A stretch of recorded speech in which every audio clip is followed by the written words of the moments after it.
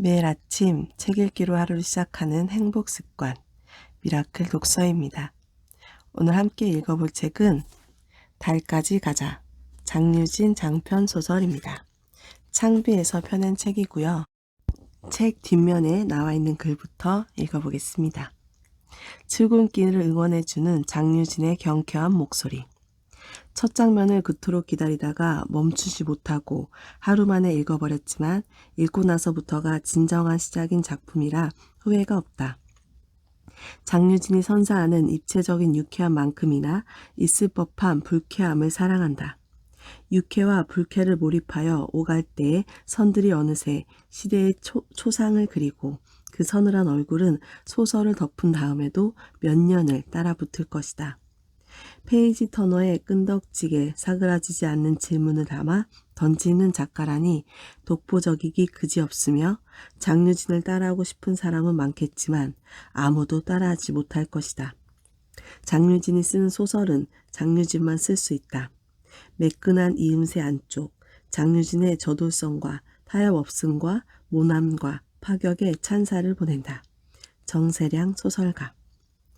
앞으로 펼쳐질 장유진의 작품 세계가 이 책의 마지막 페이지를 덮는 순간 시작될 독자들의 국리로부터 멀리 떨어져 있을 것 같지는 않다. 장유진은 이 경쾌한 모험담을 통해 앞으로 그가 써내려갈 이야기에 대한 응원과 관심이 결코 헛되지 않으리라는 기대를 품게 만드는 데 성공했다. 이후의 이야기들이 벌써부터 궁금해진다. 한영인 문학평론가.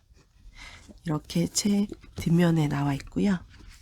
바로 읽어보도록 하겠습니다. 1부 다행이야. 2017년 1월 17일 햇수로 5년, 근무 연수 3년 11개월. 길다면 길고 짧다면 짧은 내 회사 생활에도 징크스라는 게 있다면 외근, 그리고 팀장일 것이다. 외근은 늘 그렇듯 좋을 때도 있고 나쁠 때도 있다. 팀장과도 매번 나쁘기만 한 것은 아니다. 그런데 팀장과 단둘이 외근을 나가면 크든 작든 꼭 사건이 발생했다. 회사 앞에서 택시를 잡아 탈 때만 해도 그리 늦었다는 생각은 하지 않았다. 오히려 평소보다 일찍 나선 편이었다. 우리 회사의 중요한 갑인 제이마트 본사를 향해 달린 지 5분 정도 지났을까? 내 오른편에 앉아있던 팀장이 말을 걸어왔다. 다혜씨, 제이마트 바로 옆 건물에 원래 강남 쪽에서 유명한 드립커피 전문점이 생긴 거 들었어? 거기가 2호점인데 본점보다 더 맛있대. 아주 맛집이래. 줄까지 서서 마신다더라고. 그가 이어 말했다. 내가 오늘 미팅하기 전에 거기 들렀다 가려고 모닝커피도 스킵했잖아. 팀장은 커피를 워낙 좋아해서 매일 제각기 다른 브랜드의 테이크아웃 커피잔을 한 손에 들고 출근했고 퇴근 전까지 서너 잔은 더 챙겨 마시곤 했다. 하지만 오늘은 제이마트 본사 옆에 새로 생긴 카페에서 첫 커피를 마시기 위해 일부러 아무것도 마시지 않았고 그건 본인으로서는 대단한 결심이라는 거였다. 그때까지만 해도 별 생각은 없었다. 그렇게 맛이 좋다고 하니 커피에 대해서는 잘 모르지만 이참에 나도 한번 마셔봐야겠다는 정도의 생각뿐이었다. 택시에서 내려보니 팀장이 말한 카페는 생각보다 규모가 크지 않았고 그래서인지 출근 시간대가 아니었는데도 대기줄이 길게 늘어서 있었다. 마치 놀이공원처럼 텐스 베리어까지 세워둔 광경을 보고 내가 깜짝 놀라 물었다. 사람이 너무 많은데요? 그러게 사람이 너무 많은데? 같은 말을 하고 있지만 내포된 뜻은 달랐던 모양이었다. 얼마나 맛있길래 이렇게 사람이 많을까? 빨리 먹어보고 싶네. 팀장이 대기줄의 맨 끝에 자리를 잡았다. 미팅 30분 전이었다. 미팅 장소인 제이마트 본사가 바로 옆 건물이긴 하지만 줄이 쉽사리 줄어들 것 같지 않아 걱정이었다. 주문까지는 아슬아슬하게 할 수도 있다고 해도 커피를 제조하고 받는 데까지는 또 추가적인 시간이 걸릴 테니까. 한참을 말없이 눈치만 보다 내가 먼저 입을 열었다. 미팅 끝나고 마시는 게 낫지 않겠어요? 아무래도 이러다가 늦을 것 같은데. 괜찮아. 바로 코앞이잖아. 안 늦어, 안 늦어. 팀장이 손살에 쳤다. 그러고는 제과 회사 다니는 사람이 왜 이런 거에 관심이 없느냐면서 뜬금없이 나를 나무랐다. 다혜씨, 보안제라고 알지? 제가 설마 그걸 모를까요? 라고 대묻고 싶어졌지만 입 밖으로 내지는 않았다. 팀장의 말이 이어졌다. 제과와 커피는 크게 같은 업계라고. 뭐든 새로 들어오는 거, 잘 나가는 거, 제깍제깍 먹어보는 것도 다 업무의 연장선이라면서. 그것도 벤치마킹의 일환이고 시장 조사라는 궤변을 덧붙였다. 많이 양보해서 그게 맞는 말이라고 해도 왜 꼭 지금이어야 할까? 휴대폰을 들여다봤더니 벌써 10시 45분이었다. 팀장님, 15분 전이에요. 꼭 지금 드셔야겠어요? 응, 나는 마셔야겠어. 여태까지 줄 선 게 아깝잖아. 거의 다 왔잖아. 아무리 생각해도 이건 아닌 것 같다는 생각이 들었다.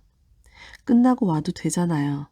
참지 못하고 한마디를 더 내뱉었다. 미팅 늦으면 팀장님이 책임지실 거예요? 내 이야기는 듣는 둥 마는 둥 카운터 위에 붙은 메뉴판을 올려다보던 팀장이 뒤돌아 나를 쏘아봤다.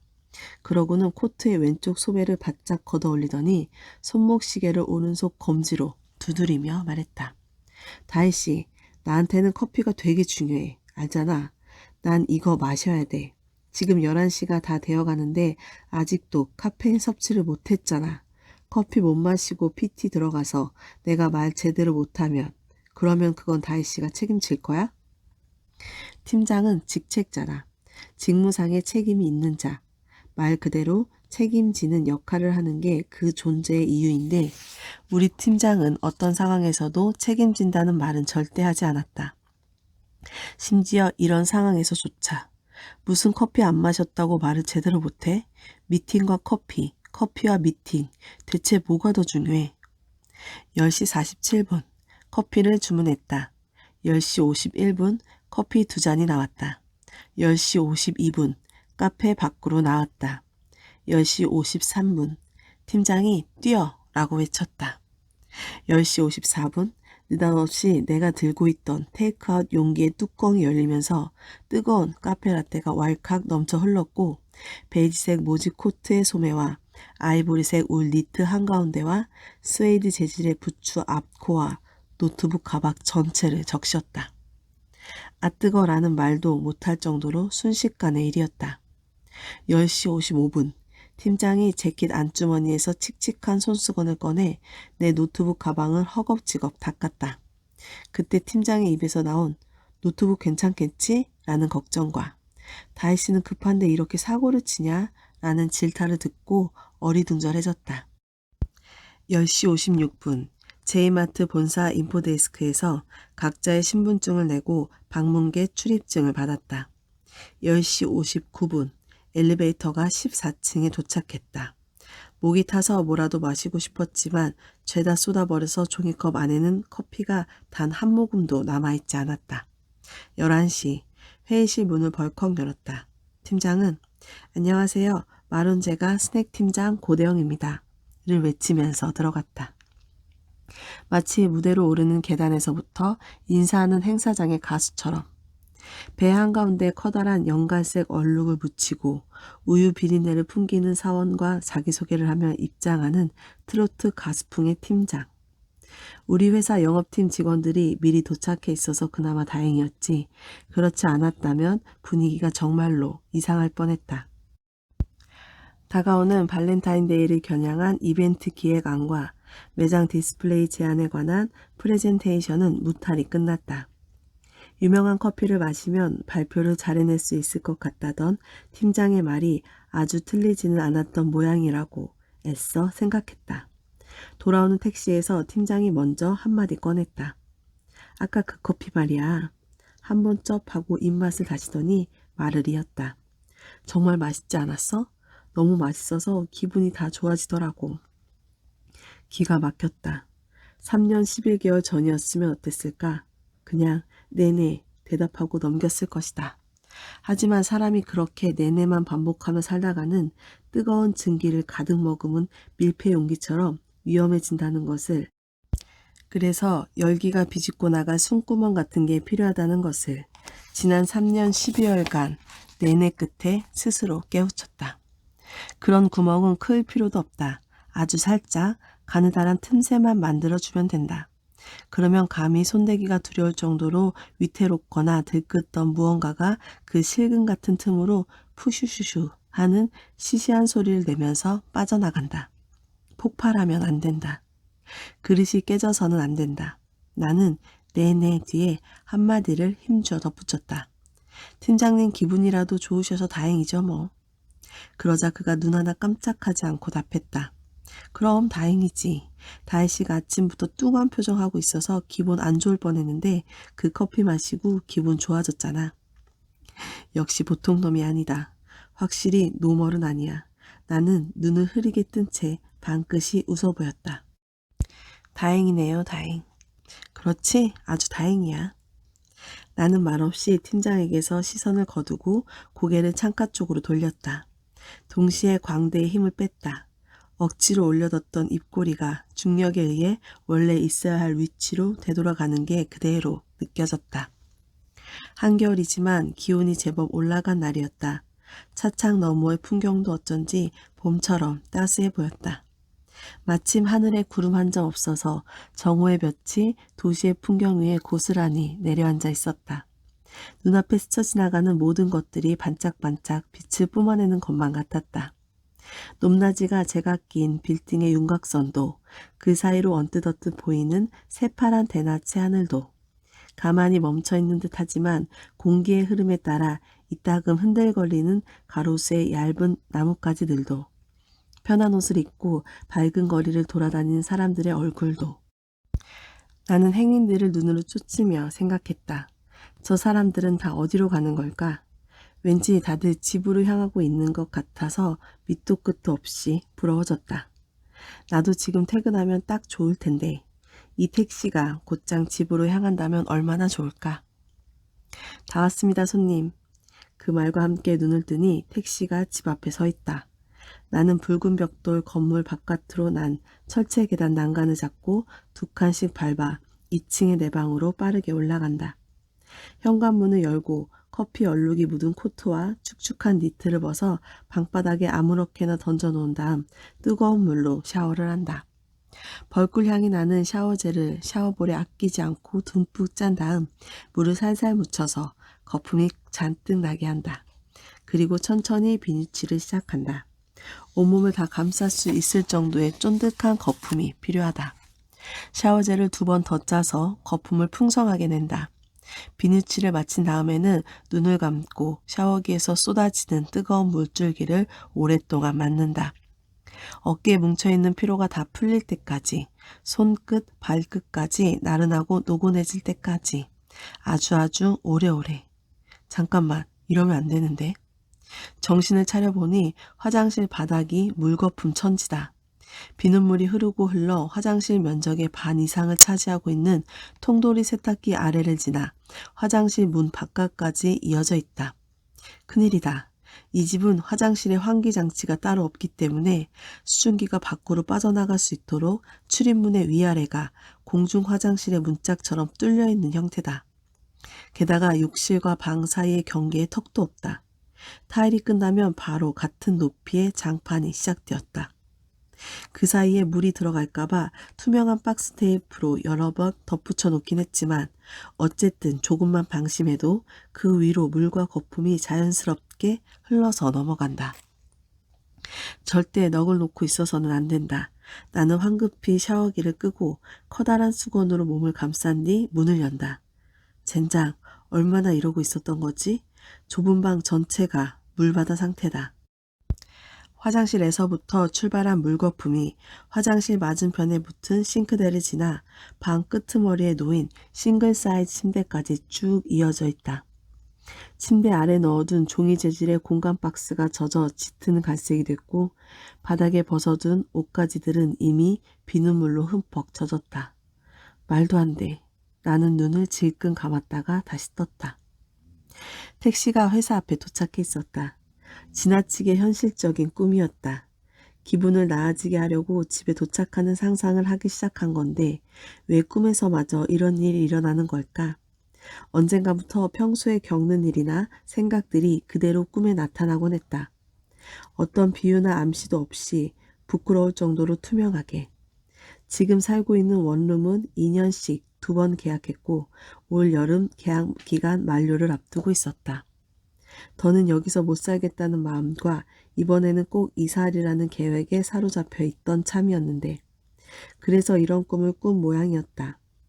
어쩜 이렇게 단순할까? 나 자신에게 머쓱해졌다. 이번 주말에는 꼭 부동산에 들려야겠다고 다짐하면서 법인카드로 택시비를 계산했다. 팀장은 어느새 회사 출입문을 통과해 로비로 들어가 있었다. 멀찍이 그 뒷모습을 바라보면서 얼른 쫓아 들어가려는 발걸음이 너무나 무겁게 느껴졌다. 퇴근까지는 아직 5시간이나 더 남아 있었다. 옷이 안팎으로 축축해서 간절하게 집에 가고 싶었다. 반차를 낼까? 내일까지 끝내야 할 일이 너무 많아서 팀장이 허락해 줄 것 같지가 않았다. 집에 가서 옷만 갈아입고 오겠다고 해볼까? 내가 생각해도 그럴 만한 거리는 아니었다. 어디든 가까운 옷 매장에 가서 니트 하나를 사 입고 올까? 하지만 월급날을 일주일 앞둔 내 잔고는 벌써 바닥을 향해 카운트다운 중이었다. 그런데 쓸 여유가 없었다. 여름이라면 괜찮았겠지만 겨울옷은 꽤나 비싸니까. 나는 그냥 회사에 가면 좋은 점을 떠올려 보기로 했다. 분명 좋은 점이 하나쯤은 있겠지. 있을 거야. 생각해내자. 정말이지 왜 이렇게 생각이 안 날까? 안 나오는 걸 쥐어짜느라 골머리가 빠질 것 같던 그때 머릿속에 샛노랗고 납작한 박스 하나가 떠올랐다.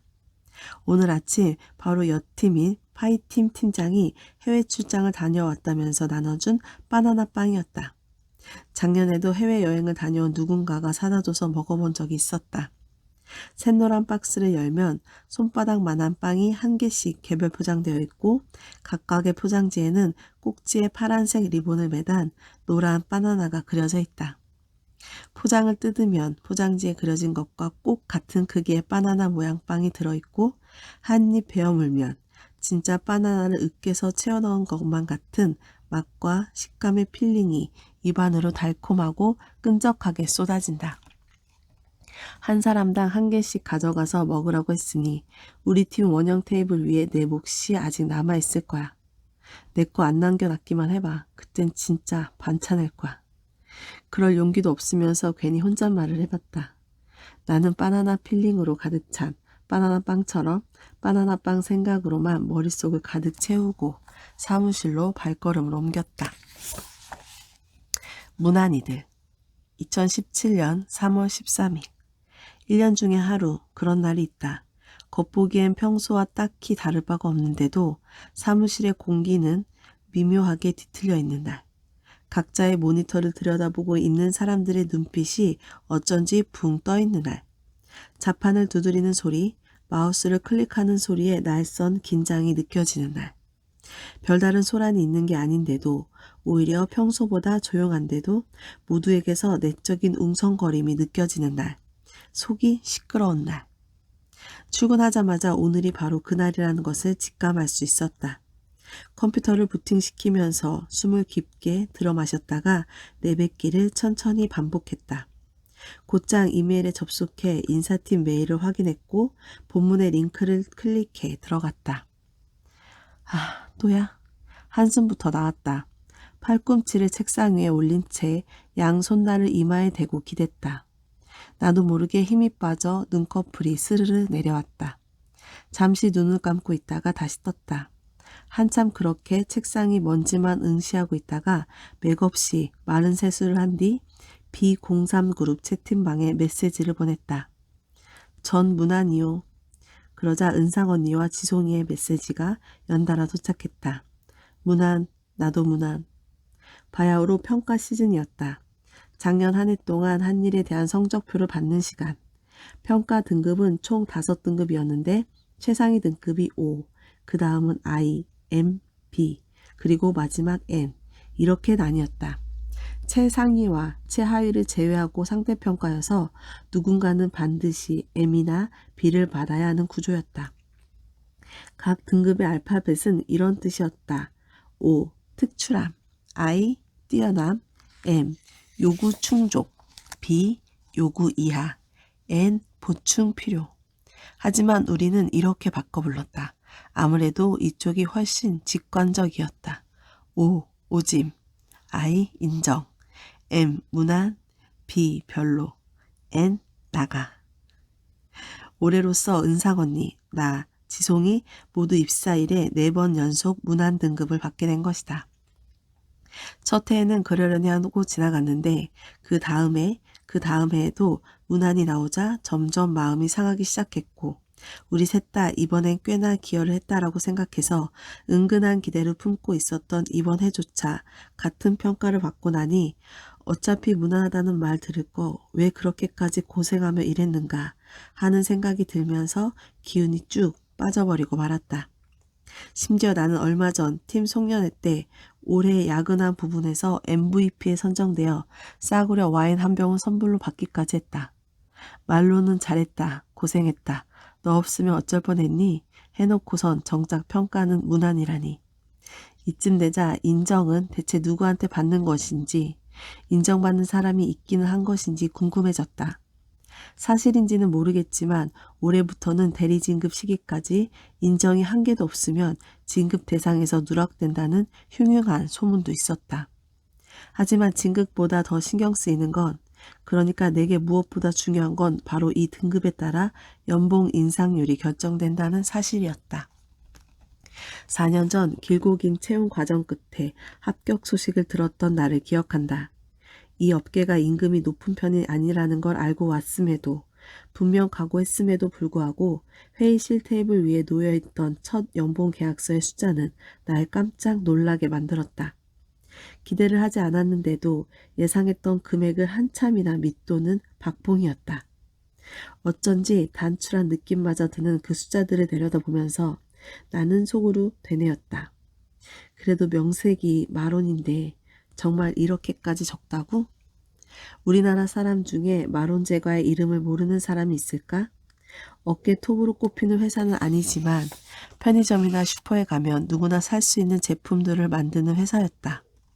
전국 어디 슈퍼마켓에 가도 팔지 않는 경우가 없다고 해도 무방할 정도의 올타임 베스트셀러인 초코밤과 초코 아이스밤을 보유하고 있어 초코릿바와 막대 아이스크림 쪽은 시장 점유율이 상당했다. 제품이 히트 상품일 뿐 회사 자체가 딱히 취업 준비생들에게 선망받는 기업은 아니어도 서울 한복판에 작지만 번듯한 사옥도 있고 경기도 외곽에는 공장도 있는 회사였다. 그래서 월급이 이 정도로 짜릿짤 줄은 생각도 못했고 그걸 알고 나자 뒤에서 이런 생각이 들었다. 그럼 마론보다 작은 회사들은 대체 얼마를 주는 거야? 물론 사인을 안 하지는 않았다. 그로부터 약 1년 뒤에 첫 평가 날은 쉴 새 없이 깜빡이던 휴대폰의 알림창과 진동음으로 기억한다. 은상 언니가 그룹 채팅방에 메시지를 연달아 보내기 때문이다. M등급 인상률 2%. 말이 된다고 생각해? 안 그래도 코딱지만큼 주면서 여기서 2%라고? 은상 언니는 경영학과 출신의 구매팀에서 일하고 있어서 그런지 모르겠지만 숫자에 밝고 또 예민했다. 내가 대답할 새도 없이 언니의 메시지가 또다시 도착했다. 올해 소비자 물가 상승률이 1.9%야. 그런데 인상률이 2%면? 내가 답장했다. 거의 동결이네. 동결이지. 언니가 이어서 말했다. 근데 보통 체감 물가는 더 높잖아. 하는 발 올해 체감 물가 상승률이 2.6%래. 한마디로 사실상 깎인 거네. 깎였다고 봐야지. 조용히 있던 지송이가 메시지를 보내왔다. 언니들 이야기 들으니 힘 빠져서 야근 못하겠어. 오늘은 집에 갈래. 그리고 덧붙였다. 어차피 인정은 공채 아니면 잘 안 해준다는 이야기도 있더라고. 아마 그쯤이었을 것이다. 은상 언니가 강은상, 김지송, 정다혜 라고만 적혀있던 채팅 그룹창을 B03으로 바꾼 것이. B03은 비공채 출신 3인이라는 뜻이라고 했다. 우리 회사는 매년 신입사원 대 6명 남짓을 뽑기 위해 가을부터 시작해 연말에 끝나는 대졸 공채 프로세스를 진행하는데 동시에 회사 규모가 아주 크지는 않고 물갈이도 잘 안 된다는 특성을 가지고 있었다. 그래서 서로 몇 년도 사번인지 누구랑 동기인지를 인사처럼 물어보곤 했다. 잘은 모르지만 같은 기숙끼리의 모임이나 채팅방도 따로 있는 모양이었다. 이런 분위기 속에서 공채가 아닌 경로로 입사한 소수의 신입들은 알게 모르게 근본 없는 애 취급을 받을 수밖에 없었다. 그런 기준에 따르면 우리 셋 다 근본이 없는 건 사실이었다. 은상 언니의 경우 갓 2년 차에 한 자동차 부품회사 구매팀에서 우리 회사 구매팀으로 옮겨왔다. 2년 차에 이직은 업계를 막론하고 드문 케이스였다. 완전히 신입은 아니었지만 그렇다고 경력직이라고 보기에도 좀 부족한 구석이 있었다. 나보다 한 살 어린 지송이의 경우 회계팀의 사람들이 4년 전 갑자기 줄퇴사를 하는 바람에 수시 채용으로 급하게 뽑혀 입사하게 되었다고 했다. 이 역시 우리 회사에서 결코 흔한 케이스는 아니었다. 나 같은 경우는 대학 졸업 후에 이 회사의 빈과팀에서 사무보조 아르바이트를 3개월 했는데 그때 있던 팀장이 나를 좋게 봐줘서 일단 인턴으로 전환되어 1년을 더 근무할 수 있었다. 기존에는 없던 프로세스라고 했다. 대단한 특혜를 주는 것처럼 이야기해서 나도 대단히 감사하는 척하긴 했지만 애초부터 제가 회사에 취직하고 싶었던 건 아니어서 아르바이트 근무 중에도 일반 인턴 근무 중에도 계속 다른 회사의 채용 공고가 뜨면 원서를 넣고 있었다. 마론제과에서의 인턴 경력이 다른 기업에 지원할 때 한 줄 경력이 되길 바라며 다녔던 거였다. 업계를 가리지 않고 마론보다 괜찮아 보이는 회사에는 죄다 원서를 썼다. 하지만 지원했던 회사 중 아무 곳에서도 단 한 군데에서도 연락이 오지 않았다. 서류에 통과해서 면접을 보러 가게 되면 뭐라도 말하고 자리를 비우지? 휴가를 쓸 수 있을까? 고민했던 건 말 그대로 쓸데없는 걱정이었다. 마지막 희망을 걸었던 회사. 여기 갈 바에 마론에 붙어있는 게 낫나? 그래도 일단 이력서나 넣어보자라는 마음으로 지원했던 홍보 에이전시에서마저 서류 불합격 통보를 받고 나서야 정신이 번쩍 들었다. 나를 인턴으로 써주고 있는 이 회사, 마론 제가가 알고 보면 내가 다닐 수 있는 가장 좋은 회사가 아닐까 하는 생각이 들었던 것이다. 때마침 마론의 인사팀으로부터 정규직 전환 프로세스에 도전해보지 않겠냐는 제안을 받았다. 인턴 종료를 한 달 앞두고 있었다. 이 기간이 끝나면 다시 어느 곳에서도 수속되지 않은 취준생 신분으로 돌아가야 했다. 그건 2천자, 3천자, 글자 수를 헤아려가며 자기소개를 해야 하는 우울한 글짓기를 또다시 기약 없이 반복해야 한다는 의미였다. 더는 못해 라는 생각밖에 들지 않았다. 마론제가가 내 손에서 유일하게 쥐어진 마지막 희망이자 기회였다. 나는 브랜딩과 마케팅에 대한 과제를 제출하고 프레젠테이션을 동반한 실무 면접, 인사팀 면접, 임원 면접을 차례로 보고 겨우 신입사원이 될 수 있었다. 문제는 그 다음이었다. 날 뽑았던 빈과 팀장이 대기업 식품 계열사에 고위직으로 스카우트 되면서 회사를 떠나는 바람에 갑자기 내가 끈떨어진 신세가 되어버린 거였다. 입사가 취소되면 어쩌나 전전긍긍하던 사이 인사팀은 마침 티오가 있던 스낵팀으로 날 배치했는데 스낵팀장은 자기가 뽑지도 않은 애가 자기네 티오를 떡하니 차지하고 있는 게 기분 나빴는지 처음부터 나를 고운 눈으로 보지 않았다. 첫 만남에 이렇게 말했으니까. 자기가 빈과 팀장이 꽂은 애야? 아, 농담이야 농담. 기분 나쁜 거 아니지? 어쨌든 나도 이 회사에서 전례 없는 프로세스를 통해 입사한 셈이었고 그래서 종종 이런 이야기를 들어야 했다. 다혜씨가 지영씨랑 동기인가? 아닌가? 그럼 누구랑 동기야? 아, 그래? 예전 팀장님 덕에 운이 좋았다. 요즘 애들 취직이 그렇게 어렵다면서. 다혜씨 친구들은 어때? 취직들은 다 했대? 친구들이 다혜씨 되게 부러워하겠다. 그치? 경영지원실 구매팀의 은상 언니와 회계팀의 지송이, 그리고 브랜드실 스낵팀의 나. 각자 다른 팀에서 서로 다른 경로로 입사한 것이었지만 그 시기가 비슷해서 인사팀에서는 우리 셋의 입사일을 같은 날로 맞추고 작은 회의실에서 1시간짜리 약식 오리엔테이션을 같이 받게 했다. 우리 셋은 이때 처음 만났다.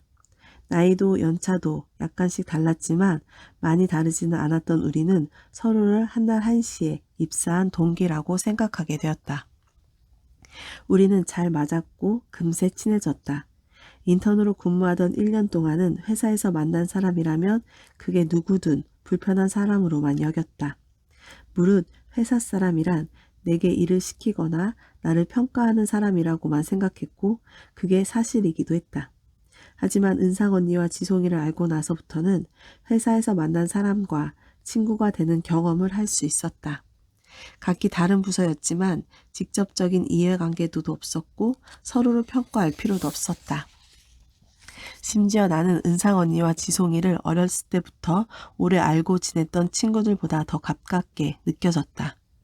오히려 원래 친구들보다 할 이야기도 훨씬 많고 잘 통하는 면이 있었고 가끔 그런 사실을 곱씹어 보면서 신기해하기도 했다. 돌이켜보면 그럴 만도 했다. 우리는 잠자는 시간을 제외한 하루 대부분을 회사에서 보내고 있었고 그래서 내게 벌어지는 일들은 직접적이든 간접적이든 회사 일이었다. 기쁜 일도 슬픈 일도 웃기는 일도 화나는 일도 통쾌한 일도 기가 막힌 일도 은상 언니, 지송이와 그런 일들에 관해 이야기할 때는 주요 인물과 선행 사건들을 공유하고 있어서 배경 설명을 따로 할 필요가 없었다. 회사 생활에 확실히 도움되는 부분도 있었다. 우리는 매일 B03 그룹 채팅방에서 각자의 팀에서 벌어지는 일들을 실시간으로 공유했는데 그러다 보니 자연히 서로가 없었다면 모르고 지냈을 회사의 뉴스와 동정 가십들, 그러니까 공채들이 독점하고 있는 사내 동향, 인맥, 정보로부터 조금은 소외당하지 않을 수 있었다. 평가 발표 날인 오늘도 은상 언니가 새로운 소식을 물어왔다. 작년 한박사 상여금이 5억이었대. 올해는 대체 얼마를 받으려나? 5억 확실해? 내가 확실하지 않은 거 얘기하는 거 봤어? 지송이가 놀라며 물었다. 정말? 그건 또 어떻게 알았어? 기업 공시정보에 다 나와. 한 박사는 전사에서 유일하게 직급이나 지책이 아닌 학위로 그러니까 박사라고 불리는 인물이었다. 작년 초 무슨 빅데이터 분석 전문가라는 미명 아래 입사했는데 기존에는 없던 직책이었다. 연구개발실의 조직도에 뜬금없이 빅데이터 TF라는 가지가 하나 생겨났고 그 아래에는 한 박사와 그의 비서만 덩그러니 놓여 있었다. 자리를 불어 만들어 주었다는 말로밖에는 설명이 되지 않는 조직이었다. 한 박사는 사장의 대학 후배이자 이중 사촌 동생이라고 했다. 출근하고 싶을 때 출근하고 퇴근하고 싶을 때 퇴근했다. 타자를 치는 손에 나도 모르게 힘이 들어가 타닥타닥 소리가 크게 났다. 대체 그 아저씨가 작년에 뭘 했는데? 초코밤이랑 추인껌 개수 센 것밖에 더 있어? 지송이가 대답했다. 또 뭔 보고서 하나 만들긴 했었어. 우리 초코밤 중량 20% 줄이고 포장 바꾸면 매출 늘어날 거라고 했잖아. 이번에는 은상 언니가 말했다. 그런 보고서는 박사학위 없어도 충분히 만들 수 있잖아. 사장의 인맥 경영에 진절머리가 난다며 한참 사장욕, 한박사욕, 회사욕을 하던 은상 언니가 갑자기 주의를 환기하기 시작했다. 우리 채팅창을 혹시 누군가 엿보면 큰일이니 대화 내역 전체를 삭제하라는 거였다. 지송이가 물었다. 어떻게 하는 건데? 언니가 친절하게 설명해줬다. 채팅창 오른쪽 위에 보면 메뉴 버튼 있잖아. 거기에서 대화방 설정 메뉴를 눌러 들어가면 대화 내역 지우는 버튼이 있어. 찾았어. 대화 내역 내보내기. 이걸로 다 내보내면 되는 거지?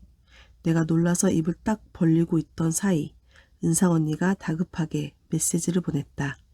야, 정신 차려. 너 대화 내역 내보내면 우리 셋 손잡고 퇴사해야 해. 웃음소리가 입 밖으로 튀어나올까봐 이를 악물고 꾹 참았다. 은상 언니가 제안했다. 안 되겠다. 이럴 게 아니라 우리 무난이들 얼굴 보고 얘기해야지. 다들 오늘 점심 괜찮아? 그때 알아차렸다. 우리 그룹 채팅방 이름이 B03에서 B03 무난이들로 바뀌었다는 사실을. 오늘 미라클 독서는 여기까지 읽겠습니다. 오늘도 감사합니다.